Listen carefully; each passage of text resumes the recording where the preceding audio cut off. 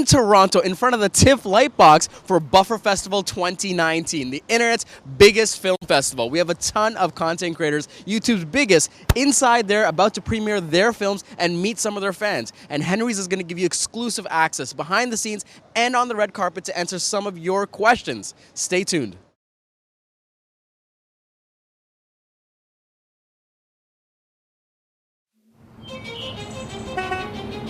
Our lives are not stories. They aren't perfectly sequenced romantic novels.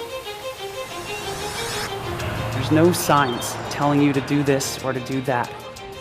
There's no predestined guidance. There's just sheer human will. So something feels wrong. So let's give them another round of applause. Buffer's been great so far. Really enjoy watching everyone's projects and videos, and it's really fun to see people get creative and support each other. So good. Just voracious ambition, just forcing something through when it doesn't work, just unbound struggle, just the awesomeness of humans deciding to keep going.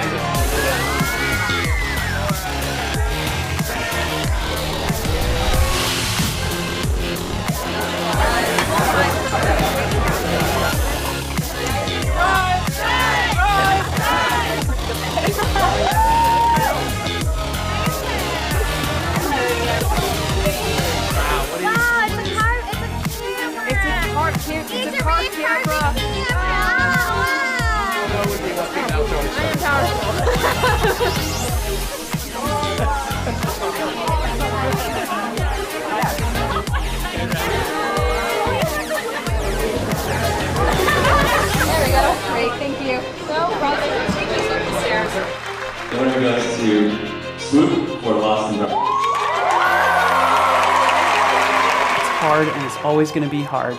And I believe that there's nothing more awesome and nothing more important than getting back up.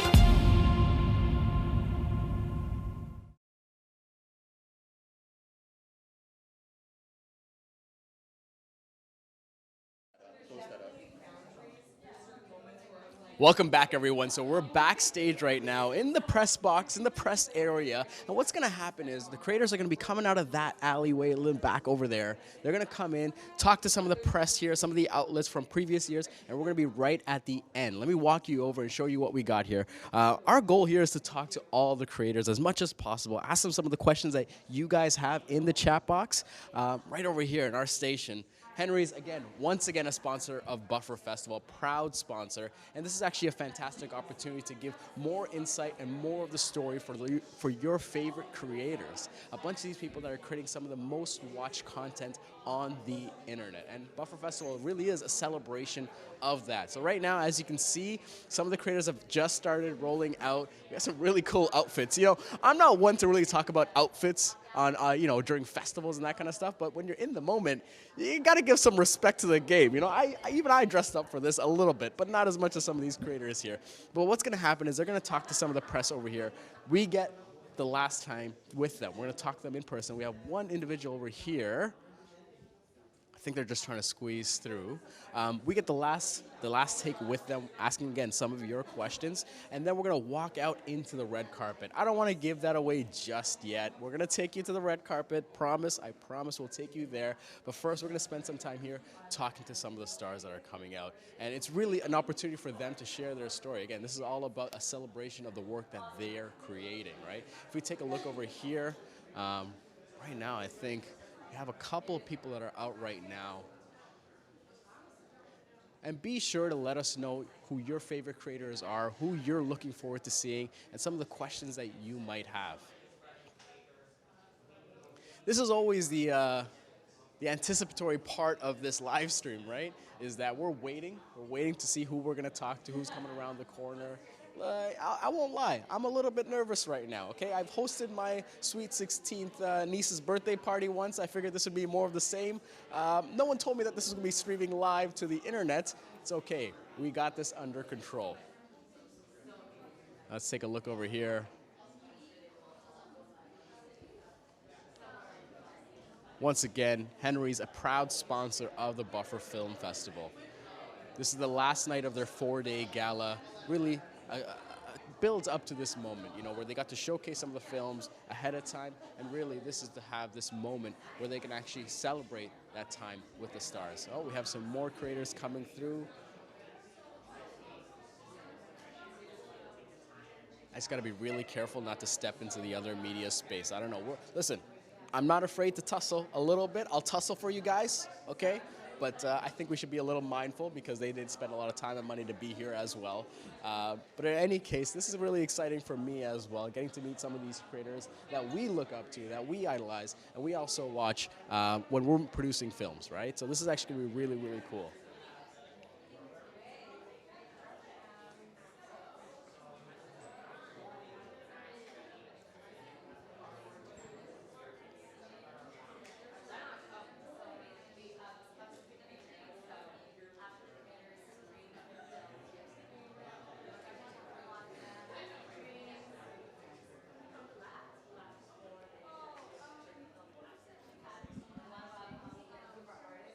Once again, guys, be sure to submit your questions in the chat box. Let us know what you want to hear.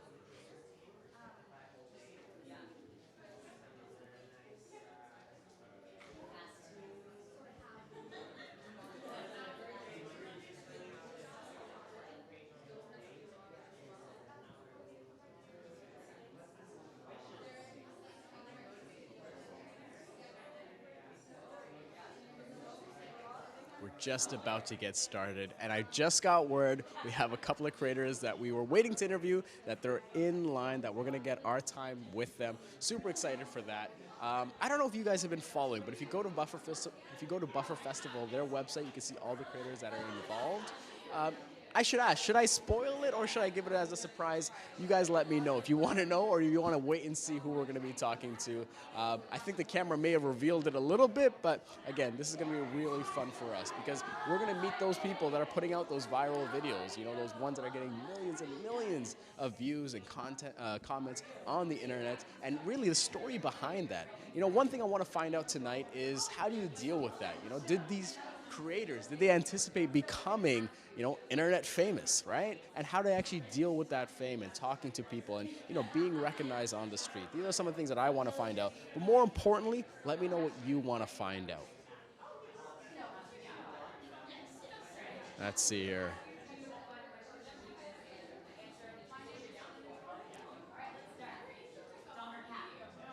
They asked me, do you want the first word or the last word? I said definitely give me the last word because as painful as this might be for some of you that are watching right now, I promise you this is going to get really fun, and we're going to talk to a bunch of people and give you a little bit of exclusive access as well that some of the other sponsors don't have access to. All right, so it looks like we have our first creator here. Alaina, nice to meet you. Nice to meet you too. So we're live, Henry's right now. This is streaming to either 30 people or 3,000 people. I'll be honest, I don't know right now. But please tell our audience what kind of content you produce and what your film is about.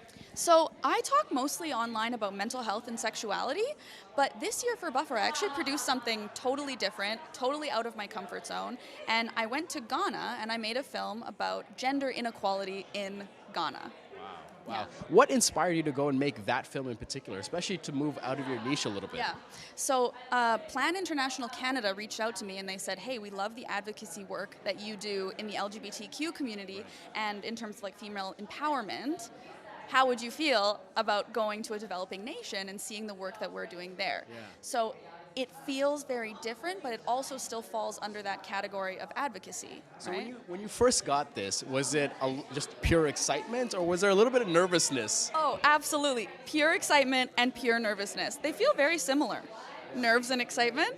Yeah. Kind of mixes together. A little bit, right? Absolutely. And I just tried to tell myself it's just excitement, but I was invigorated because I've never done something like this before, but I was also afraid because who knows if I'd be able to pull it off. Yeah. So you agree to this project. What's Yeah. some of the first things that you're thinking right now to really see this mission through? I'm thinking, wow, I have to get a lot of vaccines. That would be useful, yes. And then I'm thinking that this isn't my story. Right. So I need to create a video that's not about me. And I need to hear the stories of the people who actually live in these communities and share those stories well and respectfully and with dignity and make sure it's not about me, because it's not. Yeah. What was your experience on the ground? So when you got there, I'm sure you put a lot of time preparing for this. You didn't want to screw it up. But when you got there, I'm sure there were some things that you didn't anticipate. So what was that experience when you were on the ground in Ghana? So there was a positive thing I didn't anticipate, the food. I follow a vegan diet, so I was thinking there's not really going to be anything for me to eat there. It's a meat-heavy country, and no. Oh, there's a dish called red, a dish called jollof rice. Hold on, let me just jot this down as well, because you're talking to a foodie Honestly, right now. Google it. It's like a bean stew, but it tastes almost like saucy. Okay. I lived off of red, so that I totally threw me off You when I had got me there. at saucy, folks, okay? I'm going to Google up some red for myself right after this You show. absolutely So should. how long did the project take in its entirety? Like, how long were you there, and then the production after that? So it was the planning that took the most time, months of planning, and then we were only actually there for like 4 days because the travel time was so long to get there. How long did it take in total to get there? We flew, the first flight was 5 hours from Vancouver to Toronto, then 7.5 hours from Toronto to Paris, then 6.5 hours from Paris to Ghana. Wow. Yeah. Wow. Yeah. What, outside of the food, what was the one standout experience when you were there that really just left an impression on you? Speaking to the women. Speaking to the women that live in these communities and don't have access to so many basic sexual and reproductive health care and rights that I take for granted every day. And seeing their strength and their joy and their stories, that was impactful. You had your topic that was kind of given to you, but it's your project, right? So Absolutely. what's that theme? What's that message that you want people to take away when they watch your film? I think that I want people to take away that everybody on this planet, we have more in common than we have differences. There are more similarities than differences. And I think that when we focus on our differences, we're able to kind of lock different people away and think, oh, I don't really have to care about that. It's really far away. I'm here in Canada. Why do I have to care about gender inequality in Ghana? But when we realize how similar we are, and these are women and girls just like me, just like you, just like any of us, but they don't have access to these basic necessities that they absolutely have the right to. Amazing. So tell us, where can people follow your story, right? The title of your film as well. Yeah. And give us a little insight. What's the next thing you're working on as well? Okay, so my name's Alaina Joy. Make sure to follow So that, you folks. can look up Alaina Joy. You can also search Miss Fender. It'll be under either of those. And on my channel, I talk mostly about mental health and sexuality, right? So this was out of my wheelhouse. But the film's called On Our Way. It'll be going live on the 17th. Yeah. Awesome. And can you is there anything else that you're looking forward to next year? What's the next project that you're working on? The next project that I'm working on, I have a series I'm on trying my... to go for an inside scoop I here, know, really. and I'm not even planning that far ahead. Buffer was like, that was the thing. I'm drawing a blank. She's not going to tell us. After some drinks, that's what we'll I find should out if I do. can get this answer afterwards. Yeah, there you go. Thank you so much, Thank you Alaina. for Truly sticking with me. appreciate it. Yeah, Thank you. no Enjoy problem. the evening. Thank you very much. Awesome. That was amazing. Listen, I'm just going to ask them, what's the next thing you got for us? Hi. Hello. Gadget, nice to meet How's you it on going? behalf of Henry's here. All right. Tell us your channel and the film that you're premiering here at Buffer. My channel, it's Dom Fair. It's just my name now. Didn't used to be. Used to be Dom Fear. Because if you switch the A and the R in my name, it spells fear. Yeah, and Of course, you know, branding opportunity. Right? I was 12. Yeah, so I was like, this is it, man. I think all decisions at 12 years old are the best decisions. They Let's be stick, honest. and when it's on, it's still there. You can still see it on my channel. There But you yeah. go. You said what's the movie? Yeah. I showed a movie called See Through. Cool. Tell our audience what it's about. What was the story here? See Through is about a couple friends who are hanging out and getting drunk, and they accidentally mix some stuff together that turns them invisible when they drink it. Amazing. Yeah. And compared to your previous projects, was this more difficult, less difficult? How does it relate to some of the stuff you've worked on before this?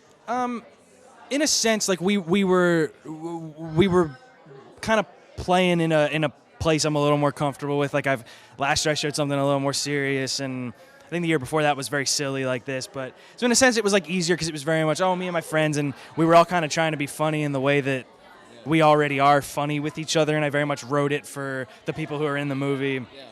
But it was also, it was hard. It's always hard to, it's getting harder and harder to like be in the stuff and direct it the way that I, and I keep talking about it, but with this movie specifically, usually like if I'm in my movie and there's someone else I'm acting with, it'll be like this, and I'm like watching as they're performing, and then so then we cut, and I'm like, okay, so this next one, let's try this, because I was watching what they did, and then in this new movie, the whole movie we're like next to each other, like this, and we're always like looking as a group at the other people, and I just realized, like, it's very stupid, but I realized that every time we cut, I was like, I have no idea what happened next to me. I wasn't able to watch it all, but so that was a little difficult. Give me insight. I was going to ask you, what was some of the challenges making this production?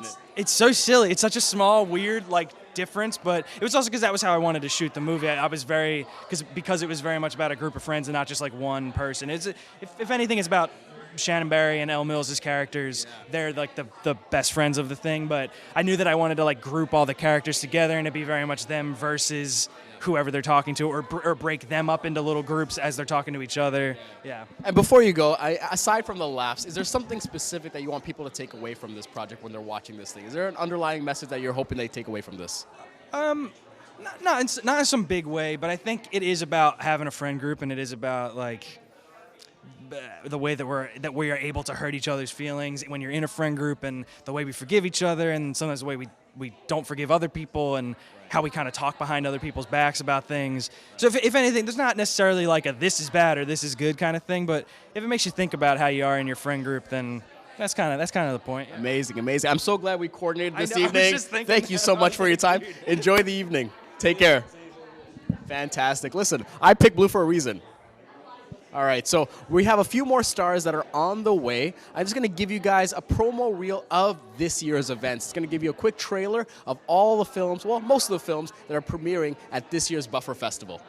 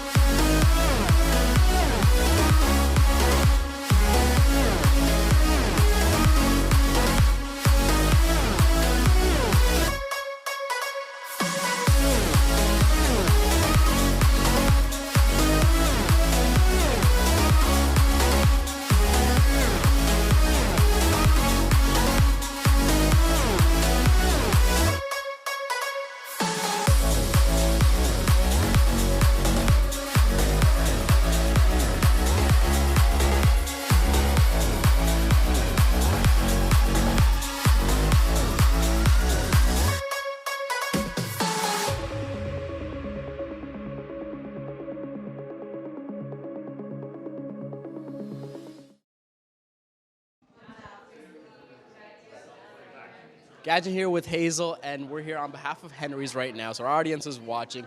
Please tell them, what are you premiering at this year's Buffer Festival, and what it's about? Well, it's a collaboration with Elle Mills, Canada's very own.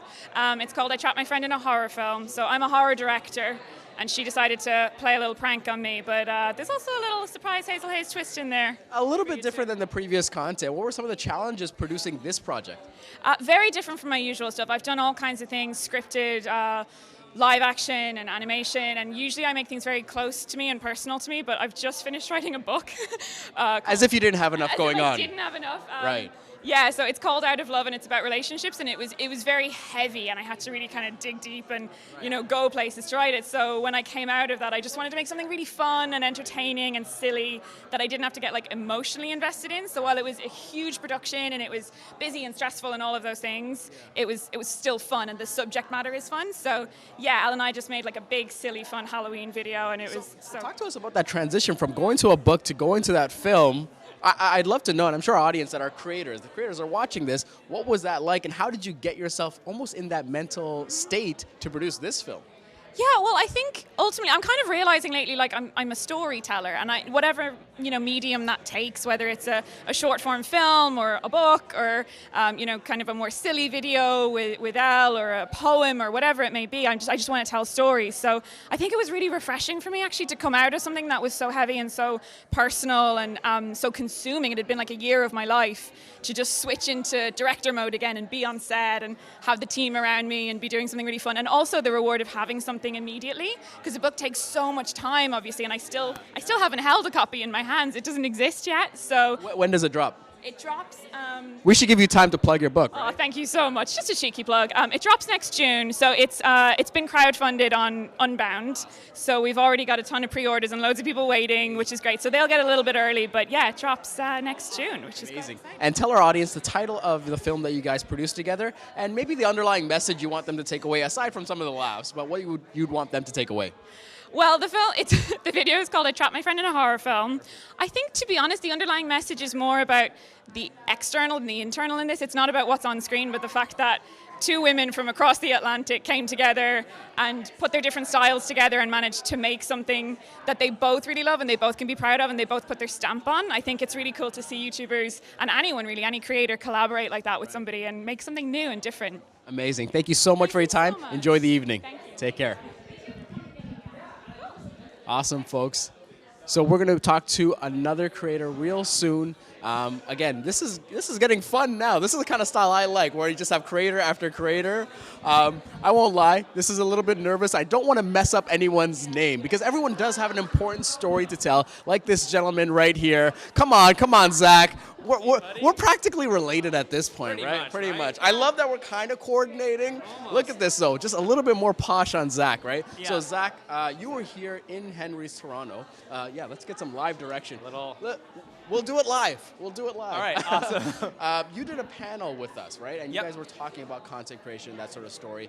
Tell us about your personal journey, just a little bit for our audience at Henry's. What was your journey like over the last couple of years and up until this point right now? Like getting into filmmaking and that sort of process. So for me, I've experimented with a little bit of everything as far as filmmaking goes. And for me, I'm always out there to try and sharpen my crafts and try out brand new things within the filmmaking space. And so over the last few years, I sort of toyed and tinkered with YouTube and playing around with that space, because I feel like that is one of the greatest areas of experimentation and playing around, because you can always create new stuff and you have immediate audience feedback. So over the last few years, I played with that space, doing documentary type style content and stuff that was really in alignment with my creativity and crazy ideas.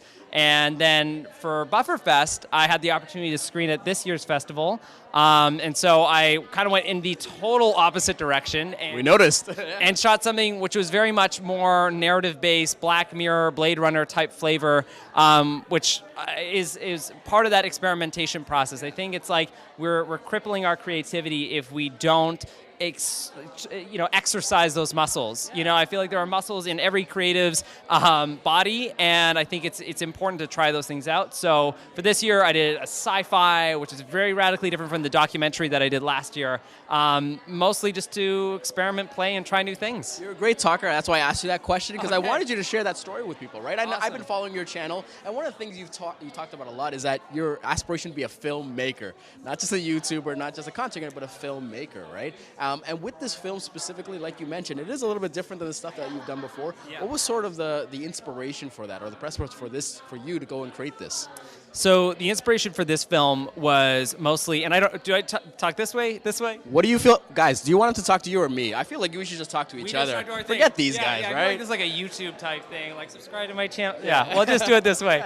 As far as the inspiration for this movie and where I sort of came up with that was, I had this idea of doing a movie about a paramedic for years, and me and my writing friends would get together and try and expand off of that idea, and it was sort of continually containing itself. So I implemented another idea that we had also sort of toyed with, which is the idea is, what if there was a freelance world where a company like Uber basically expands and is sort of like Uber on steroids, where there's freelance everything. So there would be freelance paramedic, cops, officers, your dentist. Something that may actually kind of happen. And it's starting to happen already around the world, where there's one-stop shop apps where you can order your food, you can order your whatever, your grocery delivery service, cleaning services, babysitters, whatever you call it. Whatever you call it. So what we ended up doing was like, well, what happens? Where would that be in 5 years? And so sort of taking that traditional Black Mirror-esque inspiration where it's like, take what we have now and elevate it a little bit and get people to think about it. I think the most important thing that we can do with movies right now is to engage people's thoughts and creativity and really respect the audience for the brains that they have, because the movies that we dislike the most are the ones that are force-fed to us. Every now and again, I like myself a Fast and the Furious movie, but vast majority of the successful films that are out there are the ones that get people's minds turning. And I can say that I'm honored to be on a panel of films this year that all did that. Every film at this festival has made an impact on me in one certain way and has made me think, which not a lot of films do that. And I think that is the uniqueness of the online content creator and those who have been participating. Amazing. People that are following your channel, that have been following you for years, I'm sure if they had a chance to ask you, so I want to ask on behalf of them, maybe even about myself as well, how do you cross that border into filmmaking? If that is a goal for a lot of people that are watching right now, they want to kind of emulate the Zach style here, what's your advice to them? My greatest advice for any filmmaker out there is to not stop at the limitations that we put in our heads. I was talking to some friends about this earlier on today, which is I think as creatives, we continually put barriers and boundaries on our ideas because they're not ready yet or they're not good enough. And I believe if we can stop doing that, we're avoiding crippling our creativity. And the good thing to think of is that any movie you watch, like I think of the movies that inspire me for the movie that I played, Freelancer, which is Blade Runner and The Matrix. And I guarantee, the Wachowskis went through a period in time in which they didn't believe in their idea. And they're like, no, this isn't good. People aren't going to like it. But they didn't stop there, and they ended up making their movie. And I think it's like if we all just went a little bit further than our limitations that we create in our own heads, our own boundaries, such amazing films can be made, and no film could have been made without those filmmakers who push past those boundaries. So I think it's push past your own boundaries, and you're going to make amazing stuff. And if you make it for yourself first, and then do it for everybody else, you're going to make some incredible stuff. Amazing. Can you just plug the title of your film, what it's about, just a real quick theme here, before I let you go out there, and where people can find your work? That's a great question. So the film that I made is Freelancer. It played here at Buffer Festival. You can maybe see at least the behind the scenes of it on my YouTube channel, Zach Ramlan, ZachRamelan. Wow, I felt like I was like signing like an official government document with that. So that's sort of my personal page. And then the behind the scenes and the making of all of this stuff will be put up onto our website, which is Pocket Film School, where I do like a whole 1 hour breakdown and talk about the making of the movie and all that fun stuff. So thank you so much. Appreciate your time, Zach. Always a pleasure. Always a pleasure. Dude, thank you as much. Right? Enjoy. Yeah. So cool. Have fun, man. Cheers. Enjoy the evening. Take care. That was awesome. And guys, we're going to keep it going. We have another content creator with us. Elle, welcome. I'm sorry to make you wait there. I apologize. I got to watch how many questions I ask, but truly a pleasure to meet you. And I want to talk about this. What is it like to be here this year? And a lot has happened with your story and the things that you've been through, right? What is it like to be here in this moment at Buffer Festival this year? It's crazy because I think about 2 years ago to today, this was my first ever YouTube event I was invited to, and that was Buffer Festival. So to still be here and be surrounded by people I looked up to and now be friends with them and have these people as like my like colleagues, if you will, and celebrate content together, it's really cool and inspiring. One of the things I appreciate about your content is it seems a little bit more raw, a little bit more off the cuff. And the people that are watching, that are fans of yours, how much of that is pre-planned and how much of that is just you just off the dome? I'd say for most of my videos, not to say the one I premiered at Buffer, it's always unscripted, always just on the ball. I know what's going on, but I always leave everyone in the room not knowing what's up. It's because I really like getting the genuine reaction. Amazing. And I don't want to ask any question you're uncomfortable with, so please tell me if I'm crossing any lines. But there's people that are out there that are making content that may be feeling challenges, and not everyone is a mental health expert. What are some of the things or piece of advice that you might give to creators if they're going through some challenges and feeling a little bit overwhelmed by this journey? It's tough. I think pace yourself. I think learning to say no and learning what your boundaries are is really key. And I think that's a lot of trial and error, to be honest. And I think I had to experience pushing myself too far to understand that where my line is. And I think, just having to go through that journey and being aware that it does get better and that you need to put your mental health first is just key. Yeah, and I think it's admirable for you to kind of speak it the way you speak to it, because watching you and your story, I think other people can kind of look to it and see that as a source of positivity in their own personal journey. So that's amazing. I want to talk about your film that you're premiering at the festival. We got to talk about the film, right? Yeah. So give us the title of the film and what it's about. Okay, it's called I Trapped My Friend in a Horror Film, and it's self-explanatory. I trapped my friend in a horror film. I was talking to Hazel. She gave me a little bit of clues, but I want you to talk about it. Yeah, for me, the story premise is that I go to London because we're making a horror short film, and I get bored, and so I'm like, I might as well just trap her in this film. And so I do, and things go a little bit wrong, and I think that's where I'll leave it off. Now, is this film, has it already premiered? Is it available, or is it's coming out later in October? It's premiered, and it's going to be out in like a week and a half, I think. Where can people find the film? I'm on my channel, youtube.com/Elle Mills. Of course. So one of the things is we told our audience we want to follow you kind of on the red carpet here as you go out there. Our audience has not seen the red carpet yet. It looks pretty awesome. Is that okay with you? Let's do it. Let's go. We're going to walk and talk. I don't even know if the stream is going to work.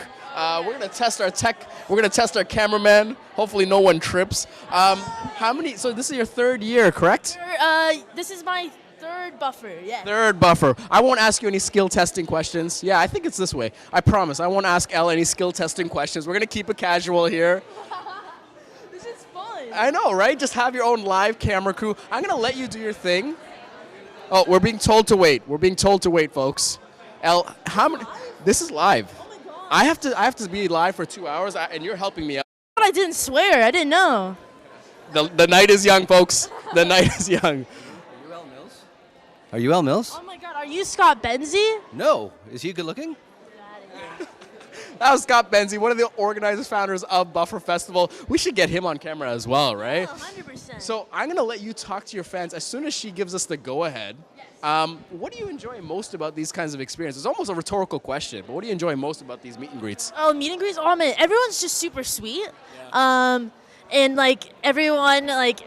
everyone just has a really good energy, and it's really nice. I love meeting new people, and everyone really has their own story to tell. And so I don't know, I just like meeting new people and finding out where they're from and how they got to this point and stuff. So yeah, it's cool. And your film as well, what's the reaction been so far? Because there's been people watching it. And with a title like that, I mean, you can't really go wrong. But tell us, what's the reaction been? The reaction's been, honestly, I was scared about it because it's really different from what I usually do. But people really enjoyed it, and I think people were I'm saying, I didn't expect that.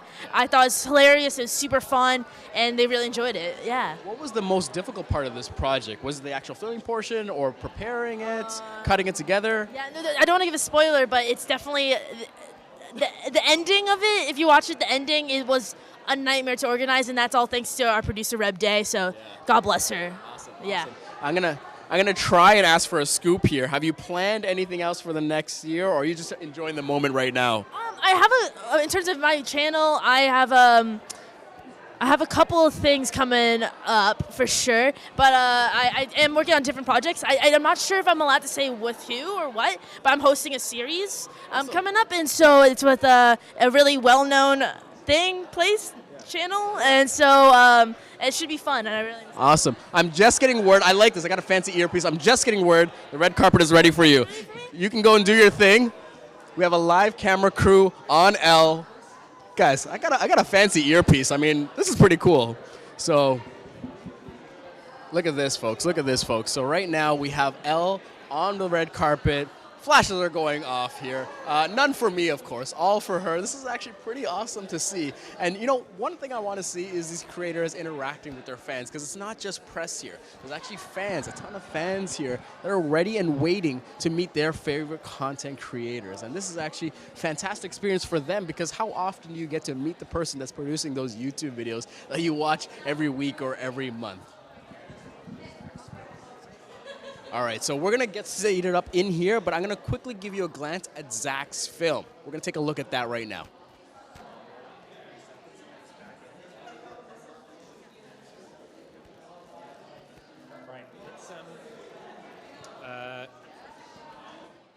So I decided to make a little horror film. Now you may be wondering, why in London? Well, my buddy Hazel, she's a pro at making horror films, so it only felt fitting to have her help out. We started pumping out a script and it's great.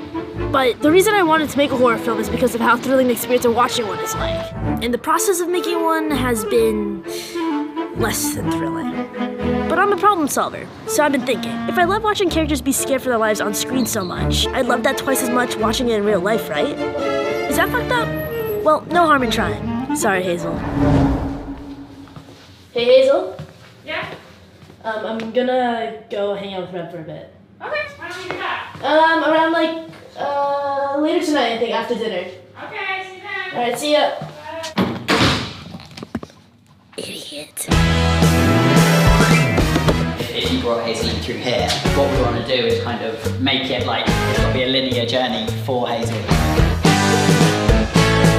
I'm the most jumpy person in the whole entire world. I love that you're now. All right, so we're live again, and sorry about that. I know we talked about we were going to show Zach's film. It was actually Elle's film that we showed, but don't worry, we're going to show Zach's film as well. I want to take you on the red carpet and talk to some of the people that are waiting to meet their fans. Does anyone want to talk live? And don't be too scared. We just want to know, sorry, your name, where you're from, and who you're excited to meet here. My name's Parker. I'm from Toronto, and honestly, I'm excited to see everyone. We have like regulars that come every year, and it's just nice to see them once a year. Don't lie to me, Parker. There has to be a favorite in here, okay? What's your one or two favorites that you're waiting to see? Okay, well, I love Sammy Paul. He's one of the like filmmakers that come, and he's just a sweetheart and so funny, and I love him. If you could ask him a question, what would you ask him? Where the hell he gets his inspiration from? There you go, folks. I mean, that's one of the common things here is you want to meet these creators and where do they come up with these ideas? Awesome. Is there anyone else you're waiting to see? I would like to see Michael Rizzi. I've met him every year, and I like keep track of him on social media. We talk, so it's always nice to see him all fancy on the red carpet. Awesome, awesome. Well, thank you so much. Hopefully you get to meet them here and enjoy the rest of the evening. Awesome, awesome. Would you like to share your story as well? Tell us where you're from, your name, and who you're excited to meet here. So my name is Becky. I'm from Cambridge, Ontario, and I'm excited to see Elle Mills and Hazel Hayes. Awesome. So they're both here right now. Elle, Hazel Hayes is here too. And Hazel's here as well. Yeah. So she said she's really excited to meet you and ask you some questions. This is just organic. Look at this. This is so beautiful. Can we get some animations here? That was a lovely moment. Let them have their moment. I don't want to interrupt this, folks, okay? When you're meeting your favorite content creator, let them ask their question. I don't want to be the third wheel here. Let's move down the red carpet, talk to some more fans over here. So we have more fans rating here. Is anyone comfortable being on camera? Just tell us why you're here. I don't know. Should I just put the mic in their face? Is that a little too rude? Tell us who, your name, where you're from, and who you're excited to meet here. My name is Hope. I'm from Niagara Falls, New York, so we crossed the border to get here. She came from across the border, folks. I'm probably most excited to meet Kick the PJ. Sorry, what was that? Kick the PJ. Oh, okay. If you could ask them a question, what would you ask them? I would say... There's only like 3 people watching this, and it's my mother's one of them. It's no big deal. I don't know. I'd say, like, where do you get your inspiration from the most? And what keeps you making? Awesome, awesome. Do you produce content as well? Yeah, I'm actually an aspiring filmmaker. So. Wonderful. What kind of films interest you? What are some of the content that you want to produce? I like horror a lot. Oh, okay. Have you seen Elle and... Well, yeah, they released their behind the scenes. I think it comes out in 2 weeks. Yeah. So if you had another person that you were excited to meet here, who else would it be? I was excited to meet Hazel. Just met her too. Awesome. Bye. Awesome. So one off the list, one more to go essentially for you. Yep. Awesome. Well, I hope you enjoy your evening. Nice meeting you. Take care. This is awesome, folks. Again, I mean, everyone seems to have that same excitement to find out where they get their inspiration from. And, you know, I'd probably ask the same thing. Where do you come up with these ideas, right? That's one of the biggest challenges of being a content creator is staying relevant, staying fresh, and keep on going, right? Let's move down the red carpet and see if we can get one more person here. Guys, can I ask you real quick, we're here on behalf of Henry's Canada, your name, who you're excited to meet, and a question you would ask them. Oh boy. This is my new strategy. I'm just going to put the camera in front of you. It's okay. It's only like 2 people watching. Don't even worry about it. My name is Megan, and I'm very excited to see Stevie Boebi. Stevie Boebi, what is it about his content that you love, that you admire? Stevie is a she, and she does lesbian content, which I love, like lesbian sex ed content. And how long has she been producing content? A while. Oh, okay. And is there something that she's premiered so far that you're excited about? I love all her videos. Everything. And the documentary she does. Got you. And if you can ask her one question, what would that be? How's she doing? How's she doing? What's the inspiration? Amazing, amazing. Well, enjoy your evening. Hopefully you get to meet her, okay? Awesome. Enjoy. You too. Thank you. Fantastic, folks. So, one of the things here, I don't know, a lot of people just showed up here, and there's some amazing fashion going on right now. I don't know if I should interrupt them. I feel like I should wait a little bit. I feel a little underdressed, to be honest. I mean, look at this. I got a suit on. Man's over here. Well, look at this outfit. Can I just show the outfit here? Can I just show the outfit? I mean, guys, no one gave me the memo. All right? We're still complementary colors, olive green and blue. This is true. You just got to get more silver, you know? Exactly. I tried not to talk about fashion at red carpets, but I can't. This is my first red carpet, so I was like, I'm going to go all out today. Awesome. Are you premiering a film here as well? No, I'm here with my friend Steph, who's a creator. She's presenting an award tonight, and last year she submitted a film for a You said this is your first red carpet festival here. How's the experience been so far? It's been great. I feel like seeing creators from LA, New York, and Toronto all come together in one place, getting to know each other and rubbing shoulders. I think that's really nice. Everyone's really friendly too, which is really awesome. And this is really rude of me. I haven't even got your name. Sorry. Sam. Where can people follow you? You can follow me on Instagram at aka.samyang. Perfect. We got the plug, folks. Make sure to follow him to see more fire outfits like this. Actually, if you want to see where we're matching today, the reason why I'm wearing this is because she said leather and chains. Of course. Look at that. Look at that. Leather and chains and complementary tones. Fantastic. And you're presenting an award at this year's festival? Yes, I'm presenting an award this year. Yeah. What award is that? It's the Canadian Award of Excellence, I believe. Do you know the winner right now? I wish I did, because I'm a bit scared it's going to be. Don't lie to us. Don't lie to us. You know what? You'll find out later. Okay, folks. He won't tell out anything. Maybe they know, maybe they don't. Thank you so much for your time. Enjoy the evening, guys. I'm being pushed. Look, listen, I told you, we're just going to be live here, okay? Sometimes the cameraman's going to push me into frame. That's just how we do things around here, okay? So we're here at the end of the red carpet. We're going to wait and see who else is going to arrive. But we also have access to the back door there where the stars are actually walking through. So let's take a look here.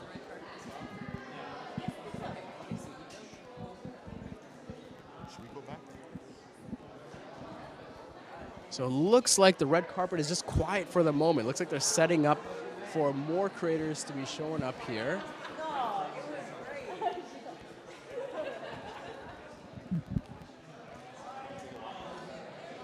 Let's go back and see. Let's go back.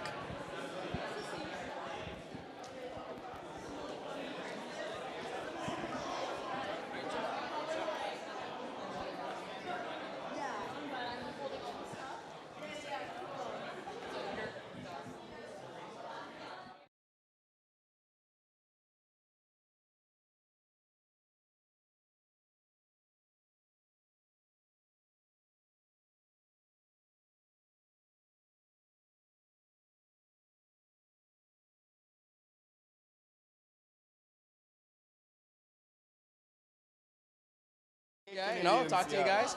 Yeah, let's set this up. Awesome. That was a weird transition cut. I apologize, but I also don't apologize because we're doing this live, folks. Tell us, guys, the content that you produced for this year's film, and also introduce yourselves to our Henry's audience. Hi, my name is Julie Vu. I'm a creator. Hello, my name is Abdullah Mardley, and I'm an actor and a writer. Now, I didn't get to see all the films, but I actually got to see your content. And I won't spoil it because I don't know if you guys have released it yet officially or if it just premiered, but tell us the title of your film and what it's about. So the title of our film is called Lost and Found, and it's about two best friends, both of us, and I initially come out to him as transgender. And what's your feelings towards it? So it's high school age, and I'm Julie's best friend before she comes out to me. And unfortunately, it's something that I'm not really educated in, so in the film, I don't react to it well. And the film just kind of shows the process of learning and deciding that, you know, friendship and family is more important than anything, and it's an all-around theme of acceptance.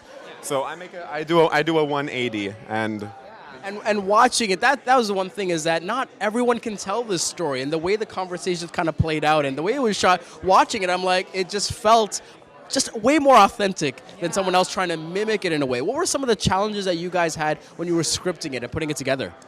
What was really difficult was me detransitioning for this part. So going back to my old self in real life, it was hard for me. Otherwise, yeah, the script was a little bit hard, you know, tapping back to a place where it was so dark one time. But I'm happy that the outcome in this film. Yeah. And I imagine it probably was a little difficult for you to play that character. No one wants to play that character, right? So how did you sort of kind of get into position, into role for this film? Well, yeah, you're right. It was tough, especially in the first scene that we were filming. I found it just hard to like get emotion and be a rude person. But in the end, I realized, we're only filming for like 2 or 3 days, and then things will go back to normal. Julie put a lot of trust in me when we were writing it and coming up with the concept and the idea of her detransitioning. It's really not comfortable for her, but there's a lot of mutual trust between us. And in between takes, we would hug it out. Everything would be great. Mm-hmm. And Julie, you've been producing content for a while, and I think I might be able to guess, but I don't want to speak on your behalf. But when people watch this film, what do you want them to feel, regardless of their background or their culture, their race, whatever it may be? What do you want them to take away from this project? I want people to know that they're not alone, that these situations happen in real life, and some turn out good and some don't, and that's okay. It's just going to take time, and pretty much underlining that you're not alone. Amazing, amazing. Truly appreciate your time, guys. Enjoy your evening. And on behalf of Henry's, thank you so much. All right? Take care. Take care. That was fantastic, folks. And again, these films, they really span different genres, different topics. And that's the great thing about Buffer Festival, is that it's not just, internet memes or comedy or whatever it may be. There's a lot of inspirational pieces that are coming out of this festival. And a lot of them premiere here and then come available on the internet pretty soon after, right? You're not lining up at the cinema or waiting for months or weeks for them to come out. They come out readily available, and that's the great thing about this festival. Let's go back on the red carpet now. There's still a few people here. I think I see Michael Rizzi over here. We might have to steal him for a little bit. Hold on. We got Gus here as well. Gus and Eddie are available. Gus, nice to meet you. Nice to meet you. Some of the funniest stuff on the internet. I don't want to, overinflate it, but I love it. I love the stuff. The potato chip video had me dying. So we're here on behalf of Henry's. You guys have been producing content for a while now, and comedy, even though it looks funny and everyone's laughing, it's difficult to write. So how do you guys stay creative and keep the content coming out? I usually cry a lot when I'm writing. You get all the sadness out before you shoot, and then you cry a little bit on set as well. How much of that sadness do you channel for the humor, though? I imagine there's a bit of a marriage there. It's actually a bit of an obstacle. It's not productive at all. There's tears. The floor gets wet. We slip a lot and fall. Most of the post-production budget has to go into CGIing the tears off my face and whitening my eyes up again. It's an obstacle. We keep them for me, but we CGI out my trips, so I just freeze a frame and stand. And you just hear a loud bang. Is this your first time at Buffer Festival? I believe you guys been here before, third time, right? So each year, do you guys try to take it up a level? What's sort of your goal festival to festival? We panic, and then as long as we can turn in a video, that's great. Yeah, we've been kind of on a little bit of a gradual decline on the quality end. Because our first one was more of a traditional sketch, and then our last one was insane, and then Potato Chip Boys is just... It's nothing. It's just it's a lot of nothing together. There's a lot of chips on screen. I was going to say, the budget for potato chips, through the roof. Was there any sponsorship opportunities there? Did you guys even try to reach out to them? Probably I should have, but... We could have done that, but we absolutely did not, no. Nobody from Ruffles or Lay's hit them up. That's unfortunate. That's a missed opportunity. So, do you guys, when you finish the film, are you guys thinking of the next one, or do you kind of enjoy the moment a little bit? I have the inability to prepare in any regard in my life. So Fantastic. We're never thinking next one ever. It's in that moment, and then we stop the cameras and we go, okay, and we go watch movies and eat pizza and then figure out when we're going to edit later. So we're not planning a bunch, no. One of the things with the internet is that people, their attention spans seem to go down, right? Everyone's looking for that like 6-second meme now, right? Give me the immediate laughs. So do you feel pressure in that to write a certain way to get laughs a bit early, or do you kind of just do it your own way in your own style? I don't know. I like kind of, it's funny sometimes to like get it out of the way quick, but then sometimes just wasting people's time on a joke is really funny too. It's very fun. I don't know. I have longer videos, so I do try and in the beginning make sure there's content right away so people don't get bored. But yeah, I don't know. I don't I don't have advice for people. We're not going to give you everything, folks. All right, so for the people that are watching and they want to produce comedy, they want to make these sketches, like what sort of advice you'd give to them or a direction you could point them in? Just do it with your friends. Just start doing it with your friends tomorrow. Yeah, I hear a lot of people being like, I've been thinking with my friends, we say we're going to start a comedy channel. I was like, no, you're not. You got to do it. You just do it, like stop. And it's fun. Just start. And it will be bad at first, but that's fine because no one's going to see it. And then you can privatize those like we have both done for something. All you need is a cell phone. That's it. That's it. Amazing. Great to meet you guys. Love the video that you produced and have fun tonight, man. Enjoy. Take care. Take care. That was awesome, folks, and we have Michael here. Come on down, come on. Look at this, guys. It's hard not to talk about fashion here. I get it now. Canada, I get it now. I get it. Yeah, right. Love it, love it. You were part of our panel at the Henry's store as well, and talking to a lot of creators. You're going to talk to a bunch of fans here. What's something you look forward to when you get to meet your fans? I know it might be a little bit of a rhetorical question, but what do you kind of take away from that? I don't know, just like their dedication to coming out every year, and like a lot of the time I see similar fans coming out and I see their faces coming over and over again, and that's like, oh man, like you really enjoy the content so much that you come out year after year. That feels really great. We talked to a fan. She's waiting for you as well. I think she mentioned you by name. We asked her which creator you're waiting for. She said you by name. Tell us about the film that you're premiering here at this year's Buffer Festival. Yeah, so it is pretty much on amateur porn. So there are fan platforms. You had me at amateur.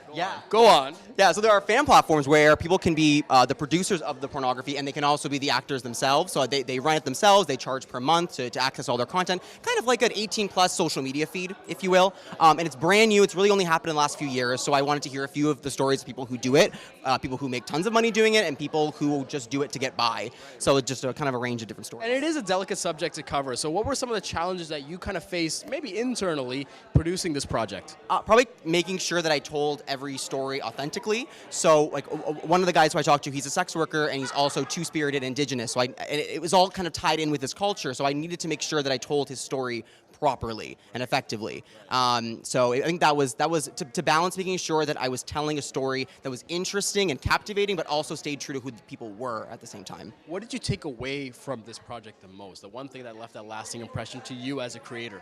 As a creator, I think I was really nervous doing this. I mean, I say amateur porn to people and their eyes kind of rise up, and it's quite taboo. So I think doing things that are a little more taboo has been really great because, you tell someone you're making a video about amateur porn and they're like, really? Like, what? It just pushes me a little harder. It makes me work a little harder to make the content. Awesome. So after this production, do you immediately start thinking about the next production, or do you just enjoy the moment? Is there a break period? How do you kind of process the finishing of a film and the premiering of a film? Yeah, well, the finishing of the film was like, it was due on August 31st, and I had to submit it. So that was like because I feel like if you let a creator just have their content, they'll just keep editing it over and over again. And for next year, I kind of want to do part 2. Oh, okay. Yeah, see how it grows, maybe open it up and see how, because I focused on gay and bisexual men, but I'd love to see how women are affected in the industry as well, and just broaden it up a little bit. Amazing, amazing. Thank you so much for your time, and appreciate your time with Henry's as well. Again, Michael Rizzi, where can they find this film? When is it premiering, and where can they find it? Yeah, so it's going to premiere in the next 2 weeks on my YouTube channel, and it's youtube.com/Michael Rizzi. Awesome. Enjoy the evening, brother. Take care. Cheers. All right, so we're actually going to go on the red carpet now, back again. We're gonna let Michael go first. We're gonna let Michael go first because we're polite. We're Canadians, all right, and we're just gonna follow him a little bit. We're just gonna creep him a little bit. He's gonna go talk to his fans.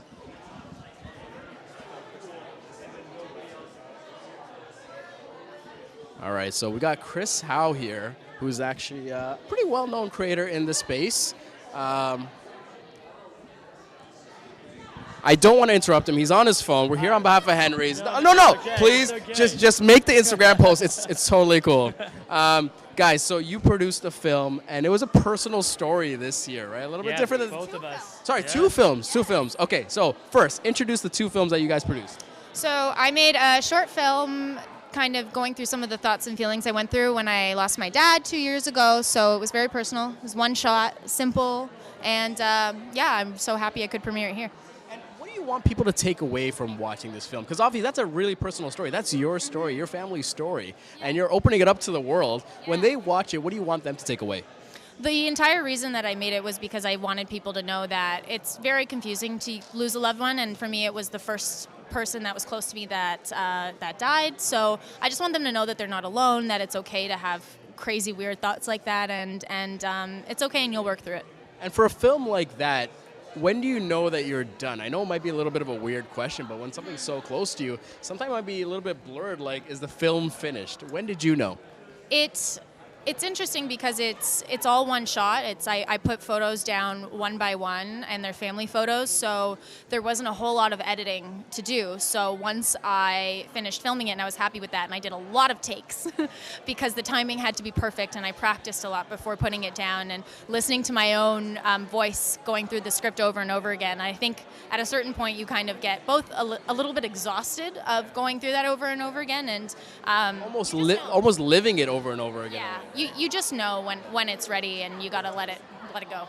Yeah. The second film that you guys produced. Is it the first time that you're doing two films in a year? Yeah. First time, This right? is my first time. As if you guys didn't have enough to do already. No. Tell us about the second film, Chris. The second film was about Lizzie and I's proposal last year, and one of the big things that we talked about is, do we film the proposal? Do we not film the proposal? We're professional content creators. Do we do it epic? Do we do it small? People are gonna ask. People are gonna ask, can we see it? What'd you do? And so. And the irony or the funny part is that we chose to not film it at all. So my film was about why we didn't film our proposal, right? And it was more of a takeaway that it's okay to have moments for yourself in a world where we're constantly shooting things. And I think it's good to be more intentional when we bring out a camera in our lives. And watching it, I was a little confused because I'm like, wait, so are we just going to see an engagement video here? But then it starts to unravel a little bit, and it wasn't that. It was about something else, really, right? Yeah. What was sort of the inspiration for this?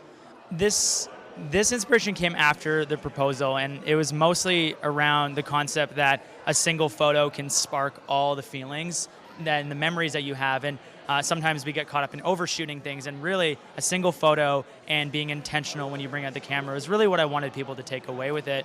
If I can add to what you said, I think it's also about having moments for yourself. And not knowing, and I think when you film things, you can sometimes start to adapt the perception of the way it was filmed and watching it again. So we really wanted to be in the moment, not worried about us being watched, and know our proposal through the eyes of someone else and hear their comments, and we wanted it to just be for us. Yeah. So, yeah. Making this film, do you guys start to think about other moments that you want to keep to yourself? Did you start thinking about, like, you know what, maybe we keep the wedding under wraps or whatever it may be? Yeah, I mean, I think what it does is it's the start of a thought process moving forward. So maybe I don't know the exact moments that we're going to shoot or not shoot. I mean, I think for us, we definitely want to bring an amazing wedding photographer and videographer out. That's something that's special to us.